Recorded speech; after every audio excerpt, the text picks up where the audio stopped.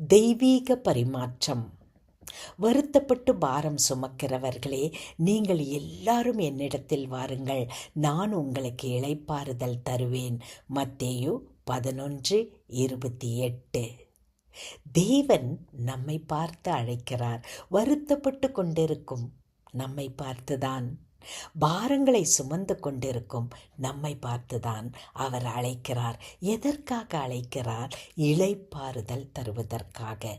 தெய்வீக பரிமாற்றம். உலகத்தில் உள்ளவர்கள் வருத்தப்படுகிறவர்களையோ பாரம் சுமக்கிறவர்களையோ அழைப்பது மிக மிக அரிது. ஆனால் நம்முடைய தேவன் எல்லாரையும், பாரம் சுமந்து கொண்டு வருத்தப்பட்டு கொண்டிருக்கிற எல்லாரையும் அழைக்கிறார். எதற்காக? தெய்வீக பரிமாற்றம் செய்வதற்காக, இளைப்பாறுதல் அளிப்பதற்காக.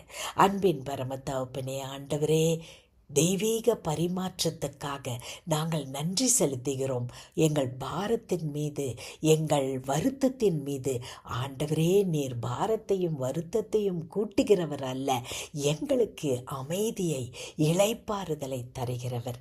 எனவே உம்மிடத்தில் வருகிறோம் கர்த்தாவே, இளைப்பாறுதலை நாங்கள் பெற்றுக்கொள்ளுகிறோம். இந்த உலகம் கொடுக்க முடியாத இளைப்பாறுதலை உம்மிடத்திலிருந்து பெற்றுக்கொள்ளுகிறோம் ஐயா. உமக்கு நன்றி. இயேசு கிறிஸ்துவின் மூலமே. ஆமேன்.